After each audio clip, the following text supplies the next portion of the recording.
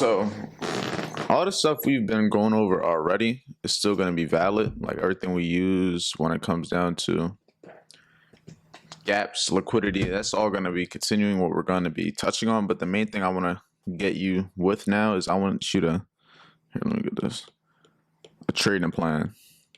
That's the main thing now.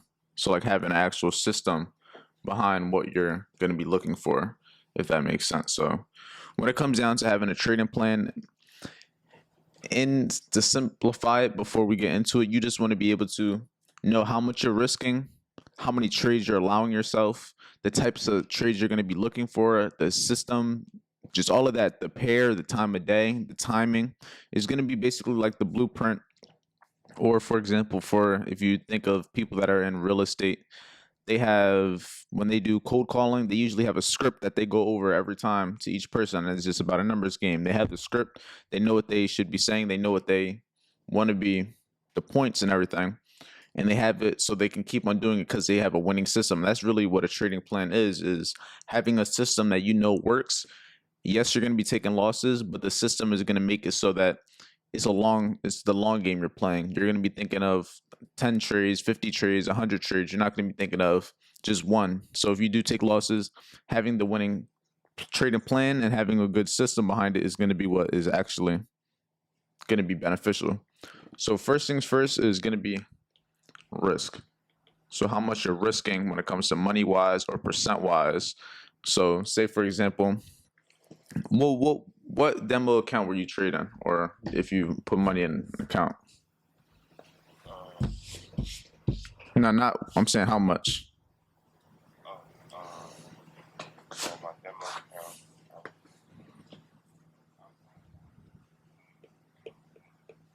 No, I'm saying how much was the account size though. 500. So with a $500 account with a 0.01, if you're risking, say for example, the lot size would be 0.01, that would be the equivalent to $1 per point. So if you have a stop loss of 50 points using this, the 0.01, that would be what, $50, right? So when you think of a 50-point stop loss, right, on a 0.01, that's $50. So if you have a $500 account, why is this like this now? It's an eraser now. I'm getting used to using this too. But say for example, you have the $500 account, right? If you're risking $50 on one trade, you're risking, what is that? 10%. That's a 10% risk. So you're risking 10% on one given trade. Now you got to understand that now if you have 10 losing trades, then this whole account right here is gone. So that's one thing you got to keep in mind. That's why the lower risk is going to be better, because say for example you're risking maybe 5% now. It's going to take you 20 trades, 20 losing trades back to back to lose that same balance, right? So it really comes down to, yes, you could risk 10% and potentially make 20%, 30%, because like we always say, another thing that's going to come down to in the trading plan is going to be risk to reward, and that kind of falls under risk also. So for every dollar you risk, how much you want to aim for? Is there a minimum? Is there a maximum? So say for example, in this, like right here, if you want to have good risk reward, say in your trading plan is going to be 1 to 3s and 1 to 4s only. So you are only waiting for those, and if it doesn't get it, then you're not taking the trade off yet. You're just simply waiting for it, because this is going to allow it. So each losing trade is going to be significantly overmatched and overran by the other winning trades, because for every loss, say for you lose $10 5 times in a row, then you win one trade to a 1 to 4, and now you're only down $10. So you make it back way more. And now if you think about it in terms of risk, say you're risking 10% now. Now we're back down here. Say we're risking 10% now, or 5%. You're going to be looking to make. So say if you're risking 10% over here, you're going to be looking to make about 30% on that trade, because that's a 1 to 3. And if you're risking 10% on looking for a 1 to 4, you're ideally going to be looking for a trade that's going to make you 40% on that one trade. So it's just risk reward at the end of the day. You're going to have winning trades. You're going to have losing trades. Now you got to understand, what is a good amount that I should be risking that's going to keep me in the game long enough to get these winning trades, because there's going to be times where you have back-to-back losing trades. But if you're risking 10% each time, or if you're risking 20% of the account each time, there's only a certain amount of trades that your account is going to be able to withstand before the whole account is blown. And another thing you need to understand is with these accounts, you're not going to be able to use the same leverage forever, because once your account gets to a certain balance, you're not even going to be allowed to take no more trades because you don't have enough leverage. So say for example on NAS 100, once your account gets to like a little bit less than $80 or $60, it's not going to even allow you to put a 0.01 no more, just because it's such a low balance. So from that point you would have to go to try to trade other things. But on indexes specifically, you at least need to have like that $60 in that account for NAS, and I think US30 is probably more. You probably need at least like 200 because US30 moves way faster. That's one thing you also got to understand. So if you're risking 10%, 10%, 10% on like say a $500 account, by the time it gets down to that $100, that was only about maybe what, 5 trades, 5 losses, and that's not a lot of losses in the grand scheme of things. So that's why people, that when they deposit lower amounts of money, they're going to have to risk more to make more, which is bad because then it puts the account at more risk. Versus if you deposit more, risk less, it'll long term make you more, even though you're not making much on the day to day. But it's about just being able to compound. And that's why I always recommend demo trading first, because before you can even have a whole system like this, lot size, understanding how to use it effectively, learning how to do that with your own money is only going to fuck you up, because you're going to be losing money and you're going to be actually actively losing stuff while trying to figure it out. Versus if you would have been doing all this on a demo account, you could have figured out the whole system within the first 6 to 8 months, figured out a trade, figured out how much you should be risking, and actually go in, day out, not necessarily losing real money, but you're taking the trades you plan to take with the actual account. Because the same thing you're doing now in demo account could be the same thing you're doing on a real account. The only difference is you'll be able to withdraw and deposit money into that account. But when it comes down to taking the trades, it's all the same thing. All the same thing. So with your trading plan, what it's going to be a little hard for you, for example, but let's just say we're going to keep going with the $500 account that you're just been on the demo with, risking 10% on a fit. So if you're risking, let me just get rid of all this. Matter of fact, just make it a little bit cleaner. How do I make this shit bigger? This shit is like not thick at all.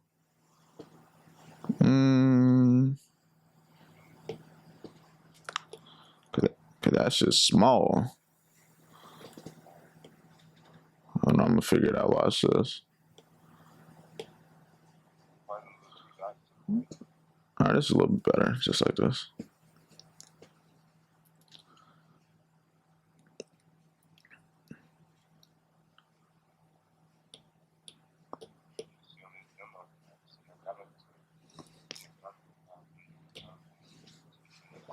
Not bad.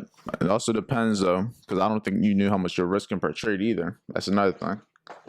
That's going to be the main thing, because yeah, you can win trades, but the risk thing is the main thing. Because imagine if you made $1,400, but you risked $2,000 to get that in total. Then you got to look at it that way also.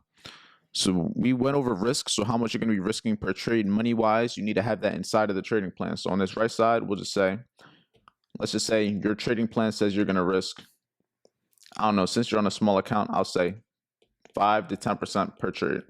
And that's max, like a max right here. Like you're never going to risk more than that. So say, for example, you have that $500 account. That's what we're going off of, this $500 account. 10%, the 5% of that would be the equivalent to $50 and 25. So you'd be risking that per trade. And then it comes down to risk reward now. So how much are you going to be aiming for? 1 to 3s, 1 to 4s. So for every $50 you risk, you want to be making at least $150. For every $25 you risk, you want to be making at least $75 to $100. You get what I'm saying? So if you risk $50 and catch a 1 to 4, then you make $200. So you don't have to risk necessarily too much as long as you pay attention to the actual trade. But this is going to be the main thing, because if your trades aren't always going to be that 1 to 3, is going to allow losses to be too much bigger than your wins. So say you're taking $100 wins, taking $60 losses, $80 losses. The win, now you're only making the $20, and that's not even what you were risking to begin with. So the risk reward is never going to be like, it's never going to be constantly going up. You're going to be looking like this, ups, downs, but just overall not really going anywhere. So when it comes down to risk reward, that's the very important thing. So after risk reward, after you know how much you're risking, you want to know what setups are you taking. So what is your setup? What is your multiplier? So when I say multiplier, what are you going to find that repeats every week, every month that you can keep doing 10 times, 20 times, and just keep putting the same risk on those same similar setups? Yes, you're going to have wins. You're going to have wins. You're going to have losses, but it comes down to what is going to win over the long run. Because if you know your wins are always going to be 1 to 3s, 1 to 4s, then those losses aren't even going to matter in a sense because it's going to get overtaken. Because think of it like this. I was thinking about this when I was driving. For people that have a sales pitch and they had the script and everything, like I was saying, that analogy, every person that they call trying to sell a house to, or every person that they call trying to buy a house from, isn't always going to actually like want to do it, and it's a failed sale at the end of the day for them. In our what we do, it would be a failed trade, a lost setup. But we can't let one bad setup be okay. We can't do this then, because people that are doing that, they're doing the same thing just in a different concept. They're not going to be like, okay, I guess I can't do this because one person said no. They're going to say, okay, let's do the same thing, another person, same thing, another person, and they keep doing that same thing that they know works over the long run, and they don't worry about the losses because they know the wins are going to overlap those losses. And it's the same thing with this. We want to be able to find one setup or two setups, but in my opinion, one setup is going to be the best on one pair. That's another thing in the trading journal. What pair are you going to be trading? Because I recommend sticking to one. So pair would be basically like what you're trading.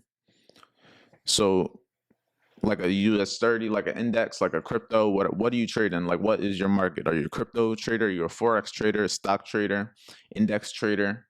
You want to find what it is, and you want to stick to one thing specifically. So in this case, maybe it's NAS 100 or US 30. They're both indexes, so it's in the same type of market, but it's two different pairs that you could trade. So what pair would you be trading? What setups are you looking to take?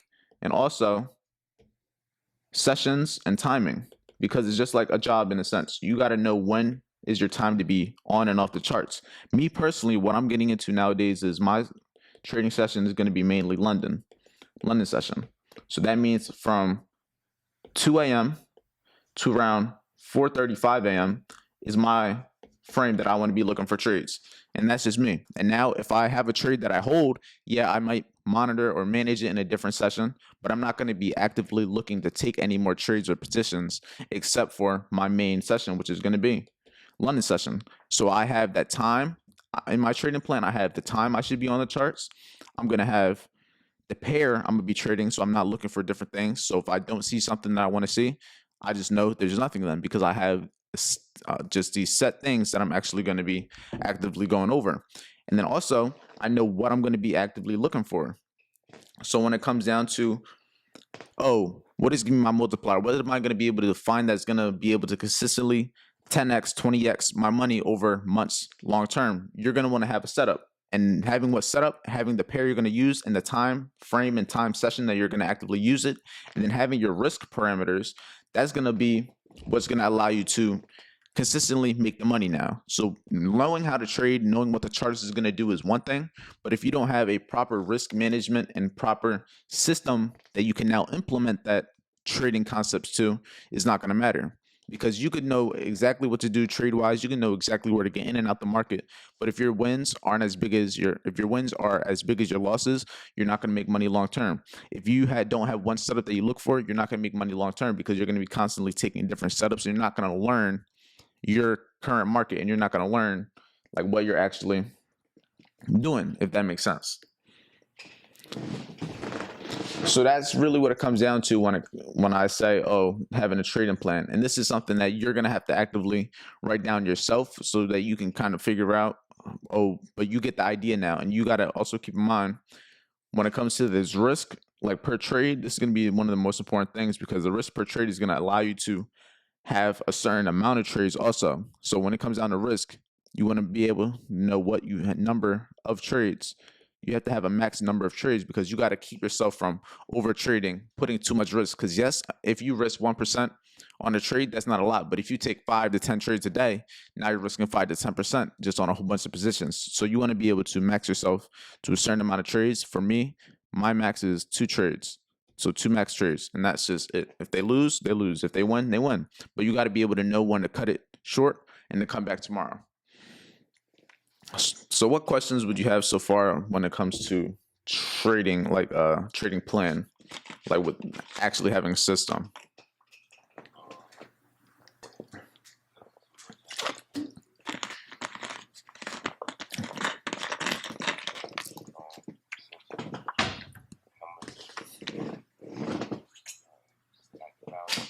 hmm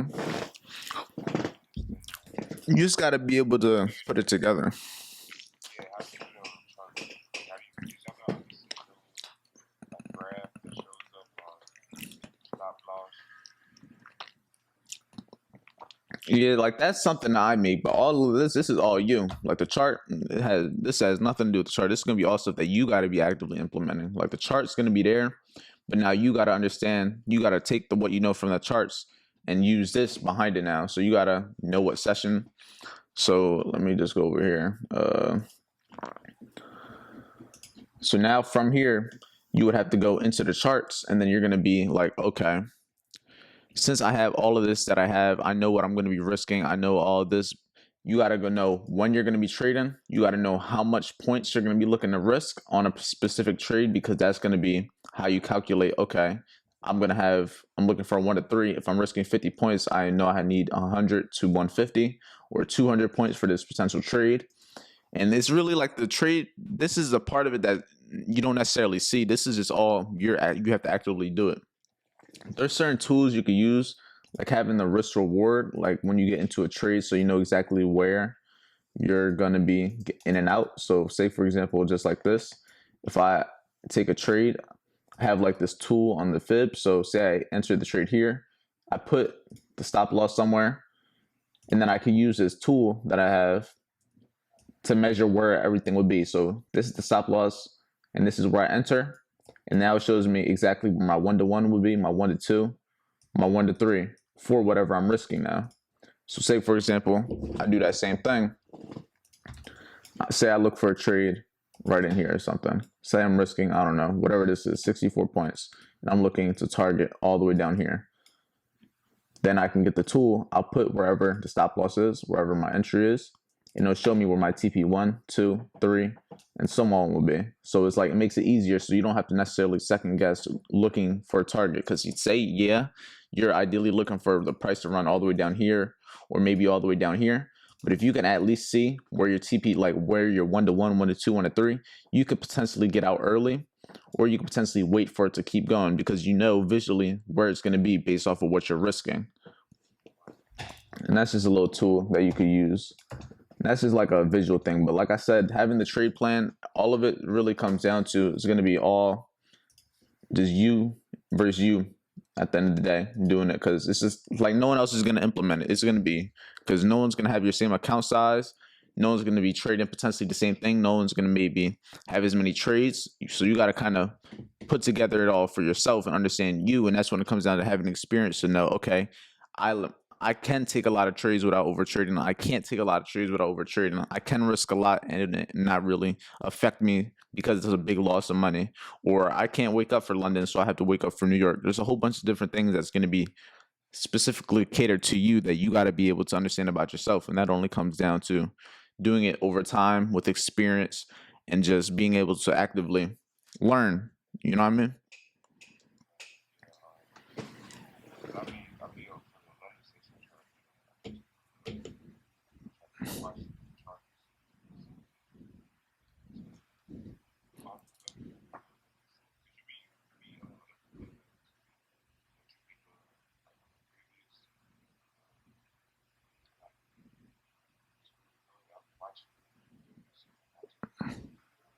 Most of the stuff I show you is stuff that I actively use. Like there's a whole bunch of stuff that I know that I don't necessarily use on a daily basis that I don't really see a point in telling you now, just because it's not necessarily a necessity. You could do a whole bunch of other stuff first and then go based off of that. So when it comes down to, like I said, having a trading plan, this is going to be the thing that keeps you from putting yourself under. So just to have it all again, we have risk, how much money you're going to be risking, or percent you're going to be risking, and then you're also going to have the number of trades that you permit yourself. So how much are you allowing yourself to risk on those number of trades? So you got to understand how much you're going to be risking on a weekly basis, on a daily basis. And then you can also add risk to reward, like kind of in there also. So maybe 1 to 3s, 1 to 4s minimum. And then it comes down to the session and timing. So what time are you going to be basically coming to work? What time are you going to be scoping? Session time. That's going to be another main thing. And the most important thing is going to be your setup / multiplier. So what's going to be able to 10x, 20x setups that you know is going to consistently happen over time. And then after that, the trading plan, you got to understand your strengths and weaknesses. You got to know this is something that you're going to have to just go through. It's only going to come from taking trades for a year, 2 years, 3 years, where you're going to find constant issues that you are repeating. Because you can have an issue now, but until you have it, the same thing happened to you 10, 20 times, you're not going to realize the constant effect that it has on you. So then it comes down to the psychology, and the psychology is going to be, I'll just say mental is going to be the most important thing. But until you focus on the actual everything up top, the psychology is really going to be, you're not useless, but you got to be able to understand what's going on with the charts and having a system before you really start to focus on yourself. Because when you try to focus on both the mental now part of trading with everything that you're trying to learn chart wise, is going to make it way harder. And that's why the demo is the median in between that kind of separates the emotions, so you can actually pay attention to one thing before the next. Because you can learn all of this, but once you get into risking a whole bunch of your money, live money, more money, making more money doing it, it's all going to come down to a mental thing. And especially if you start doing it full time, then there's a whole bunch of more emotions come into it when you got to focus on the main thing, which is going to be the trading, understanding what you're doing on a daily basis, have a system, have the discipline to implement the system. And that's what's really going to be beneficial to you long term. But not the mental is going to be like 90% of the struggle. And that says a lot, because you're going to spend a good months still trying to figure out the chart stuff, still trying to figure out the just trading plan. And then the mental where you're learning yourself is going to be the part that takes you years. And everyone's different. It could take you 3, could take you 1, could take you 4. There's some people that have been trading 10 plus years still haven't figured it out. But it really comes down to, once you get the chart stuff down, it's going to be all on you and the mental. So that was the main thing I wanted to go over, because chart stuff, you already know what you should be looking for. Like all the stuff that I've been going over is going to be the main stuff you should be looking for and keep implementing. But what I'm going to do now is we're going to do what we did last time. We're going to go into back testing. So just looking for what we've already been learning, but just doing it actively like looking to see what we could find. So here, let me get all of this, share all of this, and we're gonna go to back test. Me specifically, I trade London, so I'm gonna go back test London and just basically show you exactly what I've been looking for. And the same stuff I showed you before is what I'm gonna be looking for now. Is basically just looking for the false breaks and runs of old highs and lows into potentially for value gaps during that London session time. Now, even if we look like right over here, this was a potential trade that I was looking to take on Friday on US 30 that ended up getting stopped out. So what was the reasoning that I had behind this trade? So for one, matter of fact, I'm going to show you a good example of it. So fuck that example. I'm going to show you Thursday, because Thursday had the best example. So right over here, I'm going to zoom on in, get rid of this day, get rid of all that. We're going to pay attention to this right here. This whole move Thursday. First things first, one thing I always do when we get onto charts, I mark up previous day's high, previous day's low. And if I'm bearish, where am I looking for price to reach for? Now, if I'm bearish, I would be looking for a main target to continue going lower. If I'm looking for the move, yeah. If I'm looking for like an old high or low to get ran, then I'm bearish. But if I'm say yesterday was bearish, I would ideally be looking for overall price to continue long term to break this low like it did over here. But in this specific case scenario, when I'm looking for maybe a trade idea, that's when the reversal of it comes in. So first thing I see is we kind of had these equal highs right here, right at the Asian session high, you can see that this high is almost equal to this high right here. So that is what? When you see two highs like that, what does that equal? Not volume, it would be more liquidity, so orders. The volume would be coming in with the time, and the candles, how big they are. But there'll be orders, and that's basically liquidity above these two equal highs right here. So then we come up to the daily. We also see we had a couple gaps within price. These will also be like, these are like daily little gaps.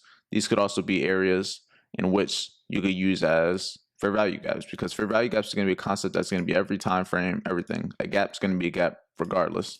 And as you can see, this daily gap in between price, because there's a gap like clearly in between the bodies, you come back to the 15-minute. And if you pull it over, you can see that's where price ran into after what? Running the Asian session high during what time? What time do you think?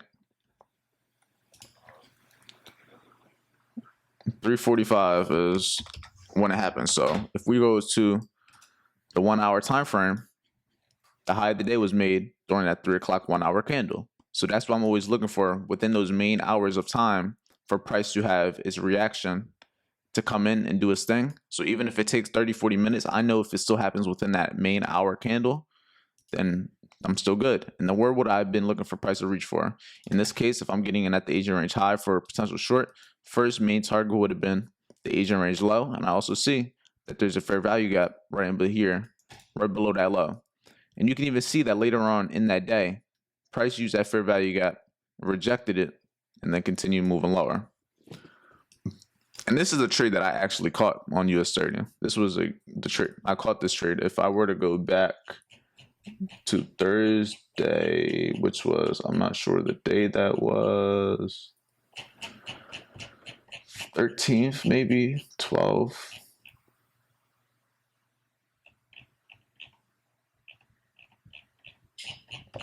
I'm gonna try to find it real quick.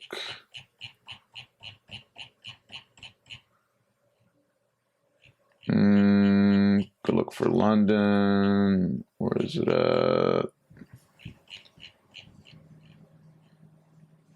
Right over here. So here, if I share this with it real quick, you can see a Telegram.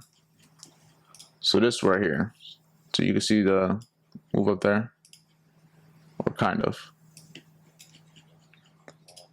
Okay, here.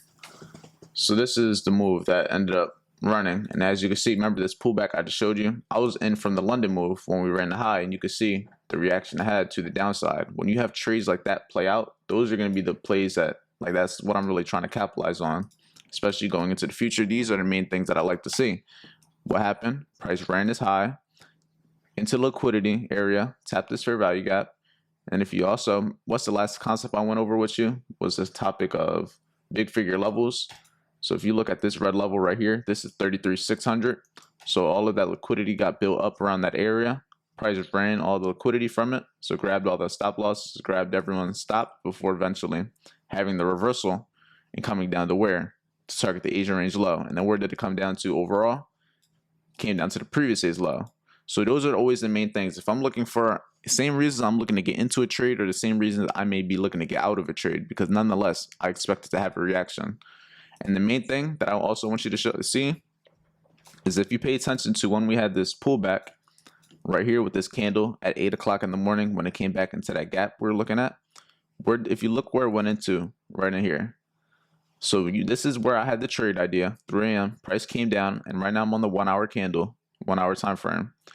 Look at this gap right in here. This is the only gap that was formed on this 1 hour time frame from the whole high. So like I said, if I'm ideally looking for price to continue bearish, if I'm on the right side of having that daily trending move, I wouldn't want to see price go above this 3 o'clock candle. So the fact that this is the only fair value gap, so if this doesn't hold, if it just came up here, at that point is not high probability.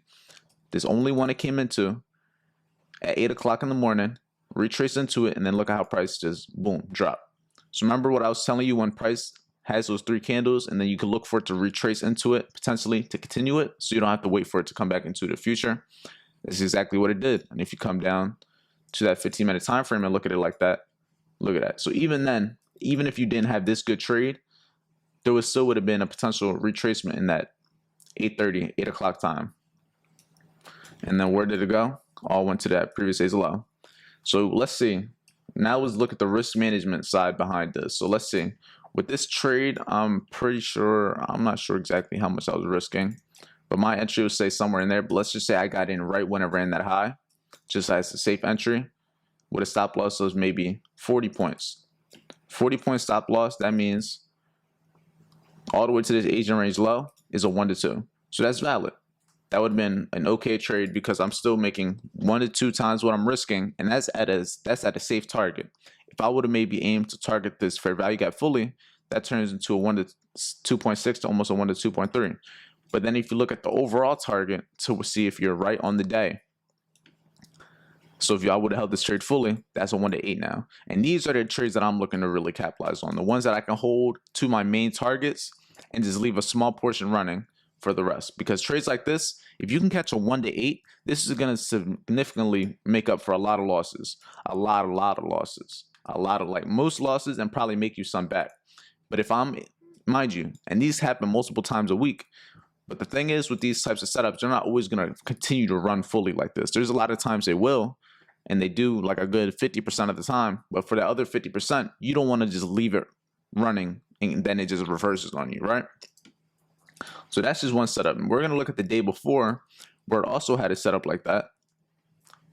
If you haven't seen it already, it will be right over here. So we're going to pay attention to where?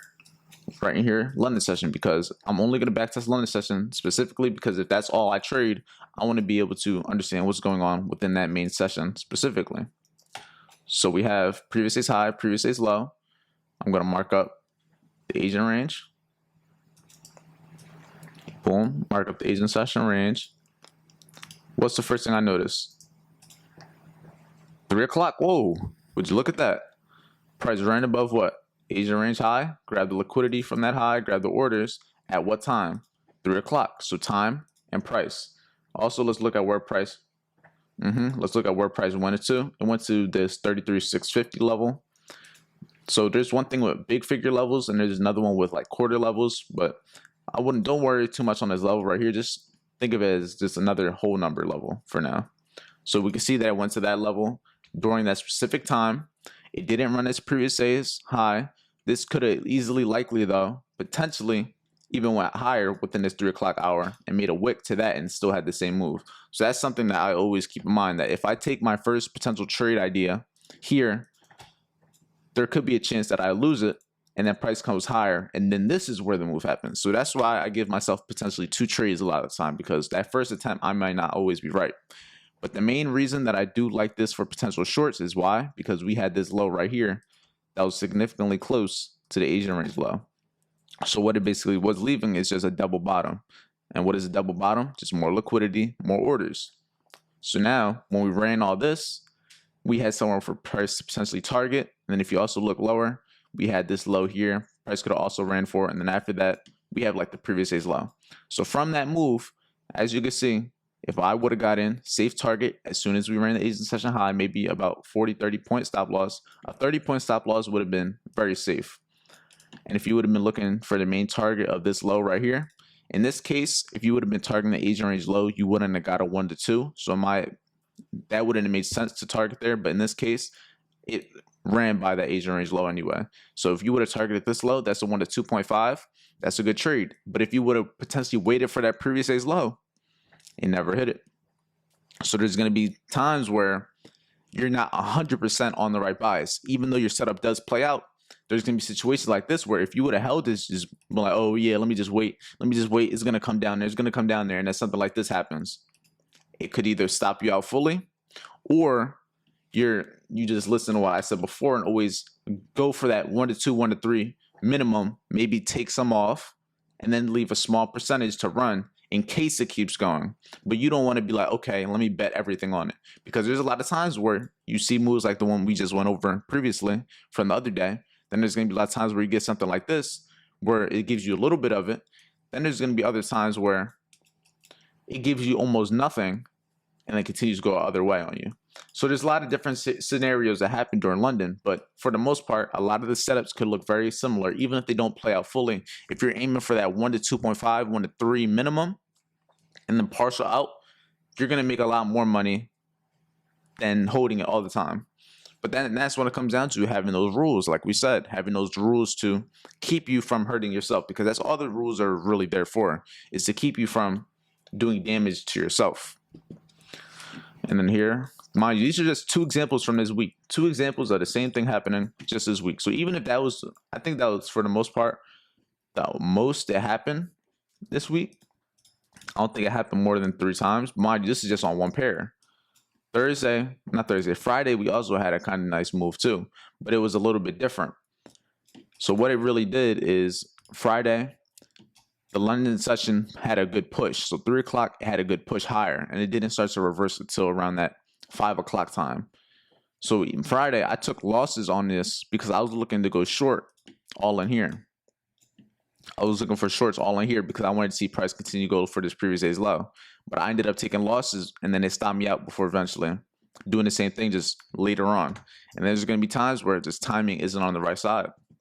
So even though I had the trade from up here still running, I was looking to continue Friday going short, because what's that one thing I always tell you about Fridays? A lot of the time, it was try to continue the trend for that the week has already had. So if the week has already been bearish and falling, then I know Friday has a good chance of more than likely trying to continue that trend.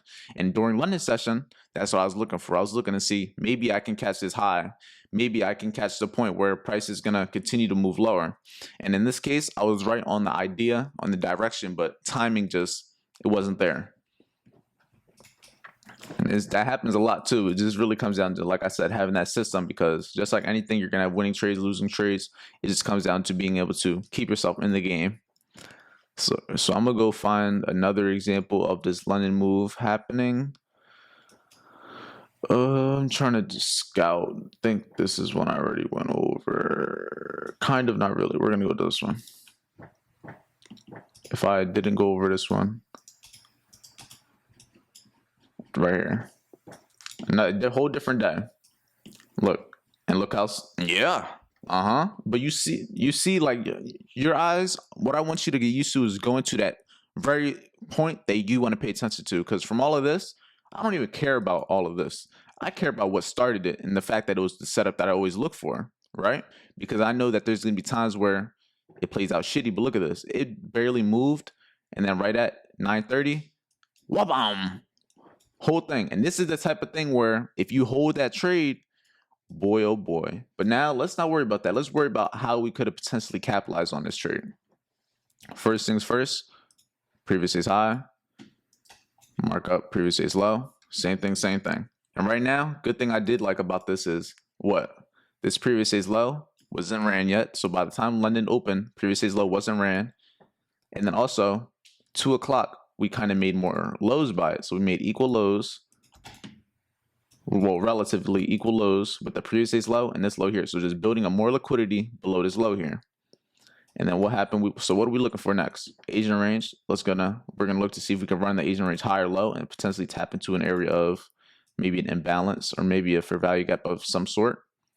So as you can see, the Asian range high did get ran, and it did have a move. So around 1:30 in the morning, it ran the Asian high and had to move lower. But that's the move that ended up creating this main liquidity. So that's why I always wait for that 2 to 3, because that's when the London open is. So even more volume comes in. So there was a chance that this could have easily just kept going lower, and I just would have missed my move, and it would have been what it did.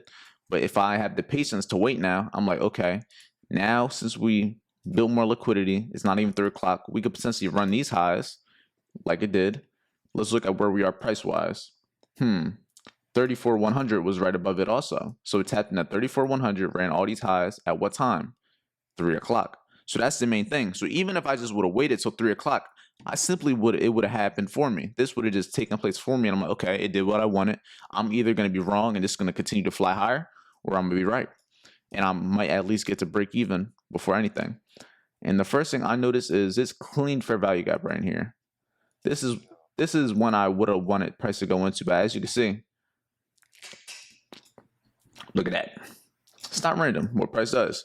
And then mind you, now if we go to that 1 hour time frame, there was another one in there also, like with this 1 hour candle, like right here. Even though it didn't tap it, it kind of just came right into there. And there's gonna be times where it's better safe than sorry. And that's why I try to get in. I'd rather be safe than sorry. Like even with the Asian range high or low, a lot of the time I'd rather take the trade right at the high in anticipation that I can hold some drawdown. But as you can see, price ran into it at what time? 3 o'clock on the dot. So 3 o'clock, we ran all the highs. We had the previous day's low. And the main thing is trend. Where was the previous day? What was the previous day? Bearish as fuck. So now, even if we're wrong, we're playing on a good probability. And I'm telling you right now, bro, the best days for these trades be like Monday, Tuesday, and like Thursdays. Wednesdays, yeah, they can happen, but those Tuesdays and Thursdays, they be hitting because those be the days with a lot of news. Those be the days with a lot of momentum and volume. And as you can see, boom, look at this. So let's just say you played it safe. You got in maybe at 34,100, right? Just to play it safe, maybe with a 40-point stop. Boom. So 40-point stop right around here is your 1 to 2, a little bit below that previous day's low. So you would have got a 1 to 2 if you would have got in that trade at 3 o'clock. It would have got 1 to 2 by 4. So it would have been about an hour.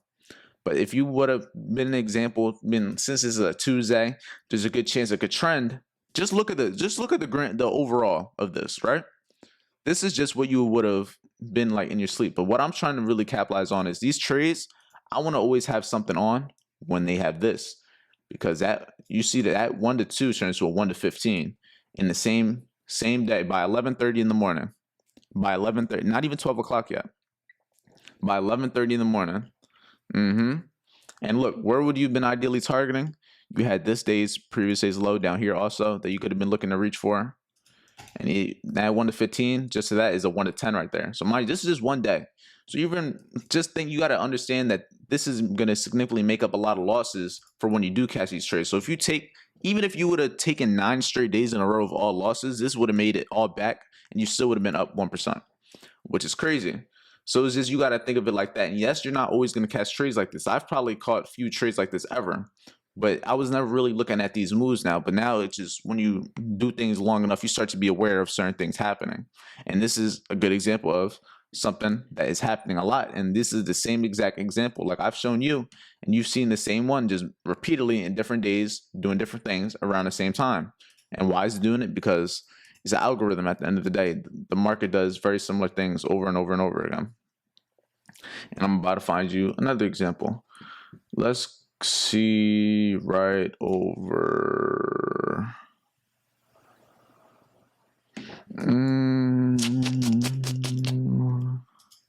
Okay, I kind of see one on a bullish side. A lot of these have been like bearish. Let's look at the bullish one. So right over here, first thing I noticed is price ran below, and at 3 o'clock, 3:30, price did something, and that led to a price to have a big, what is this, Friday? So this is before NFP. So remember what I was saying about NFP, how it's the first Friday of every month, and it's like a news at 8:30. That's what this is right here. So NFP. But what do we know about Friday? What do I keep saying? The trend. So if we saw that price was all week trying to go higher, and we have these equal highs up here, look at this, 1, 2 equal highs, and on a Friday, looks to possibly continue that trend higher. And look what it does. Boom, ran all of it. But now let's go to see how we could have caught it now, because that's the main thing. It's cool to do it, but we want to see how we can catch it. So we got the previous day's low. We're going to mark up the Asian range. And I think this is a similar, honestly, I've caught, I don't want to say I caught this person specifically, but I've caught similar trades easily. Like this is a Friday type of thing. Like even with the one I just showed you, this is exactly what happened. What I was looking for that happened at 5 o'clock instead of at 3. So like if I were to turn this chart upside down, this is exactly what I was looking for that I got stopped out on Friday. But this went a little bit higher than anticipated on that specific day. You know what I mean? So it just comes down to that understanding you're not always going to be right. So what happened? Price ran below the Asian range low. What time? Going into early London session. Where am I looking to target if I'm going longs? The Asian range high still wasn't ran. So that was easy first target. And then after that, it's a Friday, previous day's high. Just a simple target. Where did the price go to at 3 o'clock? 15-minute fair value gap right here. And mind you, why is this so easy? Because this is the only one there. Besides the one all the way down here on the 15-minute, these are the only two gaps within this whole area on this time frame. So within all this is just these two. And now the main thing is timing. So now you just wait for that time. If you see that the one or the only fair value gap is getting filled at the time that you're looking for the trade after the Asian range guy ran on a Friday that you're looking to be bearish, I'm going to take it every time. I might be wrong sometimes. I might be right sometimes. But I know when I am right, it's going to be play. And also, if you look right here on the 1 hour time frame, it also had this little gap in here also. So it filled that 1 hour gap right in here.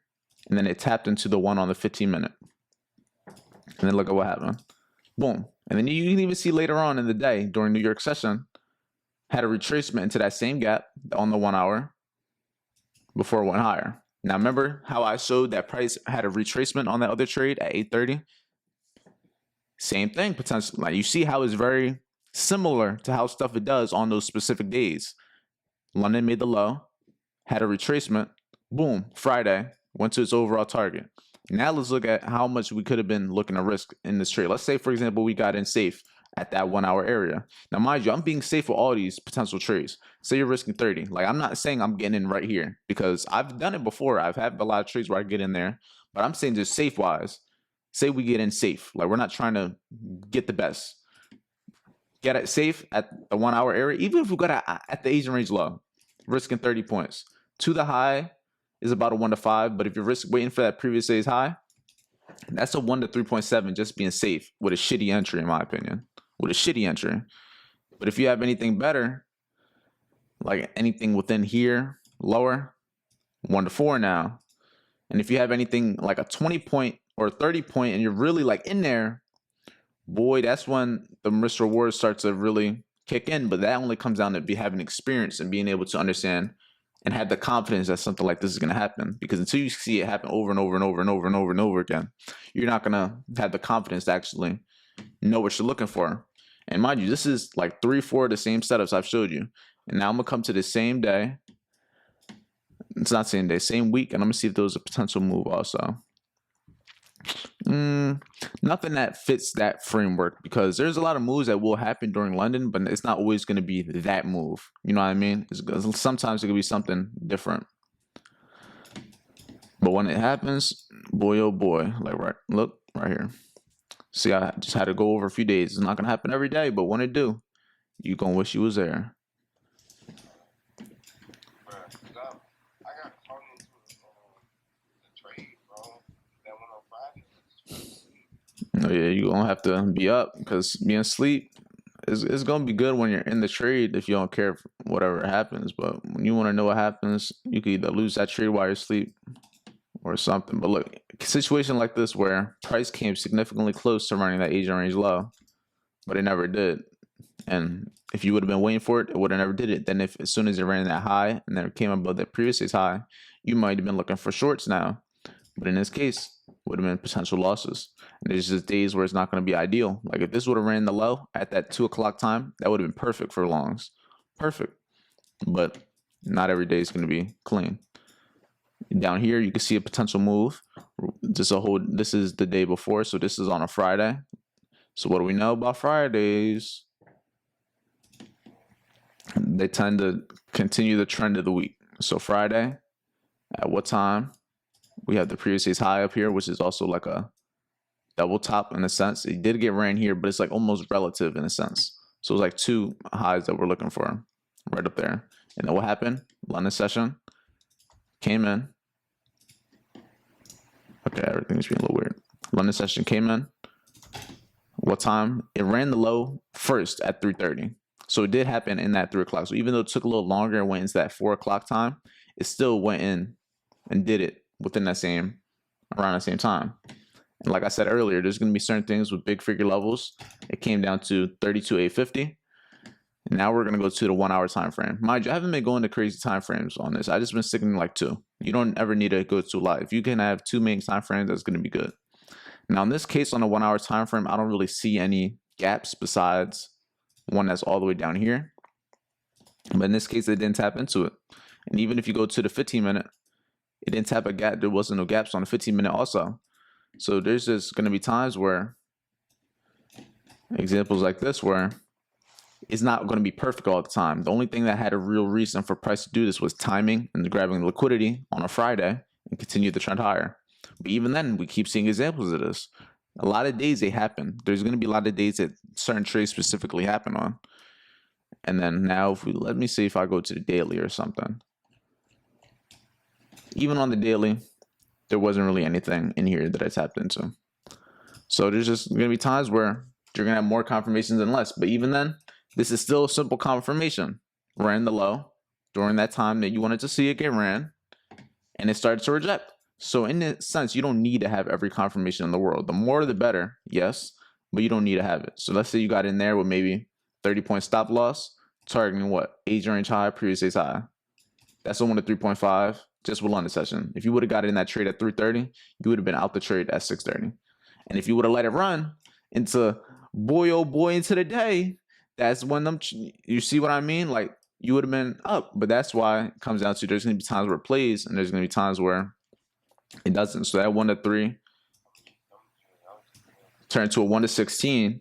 But the thing about this trade specifically is it just kept going. Like a trade like these, where if you can hold a good runner, they just keep going. Like overall, like this would turn into a swing position.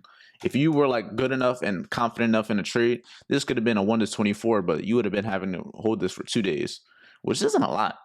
2 days isn't a lot in like the grand scheme of things. Yeah, it's a Friday, so you would have had to hold over the weekend, and then the market opens Sunday and Monday. But let's just see what would have happened. Let's go to the 1 hour. Because mind you, this is the same setup, just it'll play out longer than other times. Let's just see. Comes down a little bit. Let's see if it would have been worth holding 3-4 days to see if it's going to go any higher.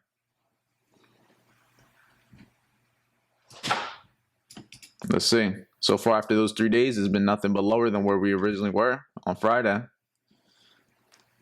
Yep, and see, look, now we're in a consolidation market. We could keep going higher, but it comes down to, are you really going to be willing to wait a whole week of being nothing? But look, then you start waiting, but then it comes up a little bit. Oh, there we go, slowly a little bit higher.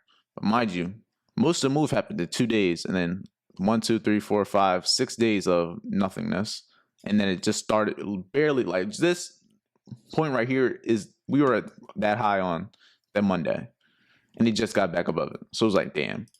That's why I don't swing trade personally, because within all this, I could have been looking for stuff. We're looking for my London moves. I could have been looking for it all in here. Like while all that was happening. Look, if I were to zoom in over here, 3M London move. 1 was in there, boom, went higher. Over here, not a London move. Over here, 6 a.m., but there was a move at 4 o'clock after the highs got ran. So there was a whole bunch of moves in between it all. But that's the main thing. Just a lot of the stuff I'm going to keep going over, which is real repetitive, because at the end of the day, you don't need a whole lot. You just want to be able to be good at what you know and be good at the things that you're actually doing it. But now that you have the trading plan, we went over the setup. This is the setup that I look for. This is what I trade. You could be there. The London sessions, you'll see me looking for the same thing, but this is the main, like the multiplier. You want to be able, now I want you to go on yourself. Backtest also, keep getting confidence within taking the setups, keep getting confidence within seeing there's certain things transpire within price. But I also want you to now create your own trading plan. And that's what's going to be able to allow you to efficiently go into the market and have winning trades that are 2-3 times bigger than all your losing trades, having small losses, and being able to capitalize on something that you see is going to happen repetitively. Because the main thing that you want to do to help replace, say, a job or any income is being able to find stuff that's going to repeatedly happen on a week-to-week, month-to-month basis that you could put money behind. That's really all it is. But what questions would you say you had? I know you said you had questions.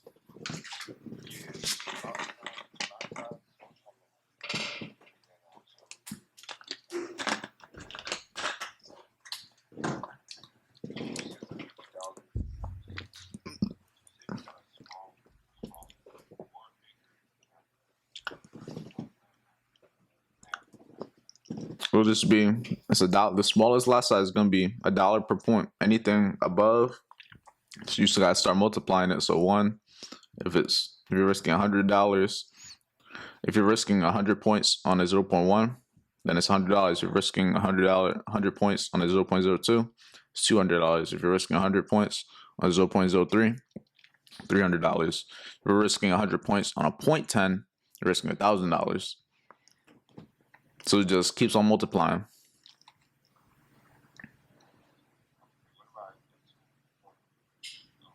A 2.0 on you be risking a whole lot of money. Something that your broker wouldn't even allow you to put.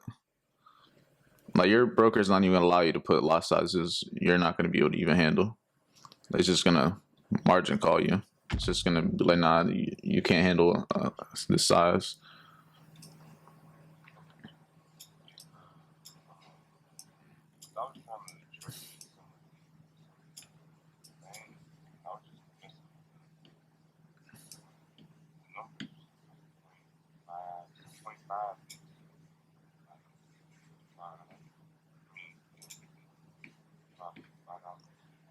It's just the only thing is everything's gonna be different. Like this is how it is for NAS and US30, but if you go to Forex, it's gonna be something different. Gold is gonna calculate it different, so you're gonna have to learn it for all of them.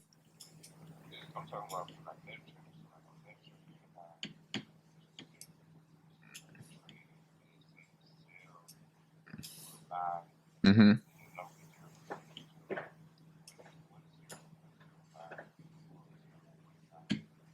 0.5, that would be like, you'd probably be risking, like if you're risking 100 points, you'll probably be risking like 5,000.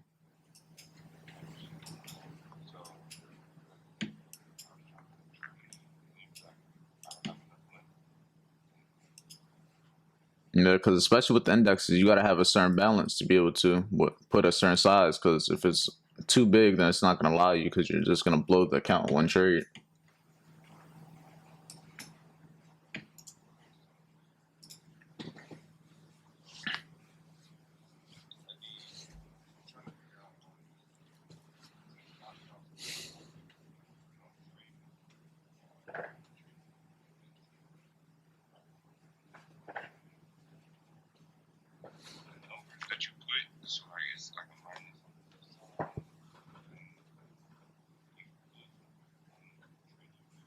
Nah, you got to do it based off of your MetaTrader trading view. Unless you're using the same broker, then it's going to be a different number. But you got to do it based off of where you're taking the trade off of. So MetaTrader. So if you're using, so you have to calculate the 50 points or 100 points, however, stop loss off the price that you're getting in based off of MetaTrader. Usually I buy or sell, I get in the trade and then I put it after. So like I'll get in the trade, see what price I got in, then I'll just minus 50 from it, minus 100, plus 100, plus 50, and just put it that way.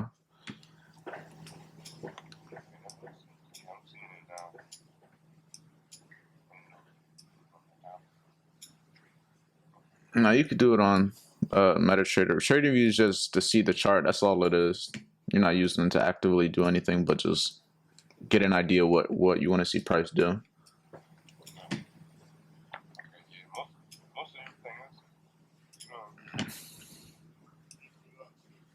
Oh yeah. The main thing, just I didn't record the first part with the iPad, but I got the chart stuff. I forgot to record it, but that's all stuff that is, you can find anyone to give you that stuff, but the main thing is just finding what works for you best and implementing it to the trade plan. But yeah, just take what I taught you, keep back testing, and then we're gonna see what's up. I'm gonna be live London all this week, so you'll know where to see me.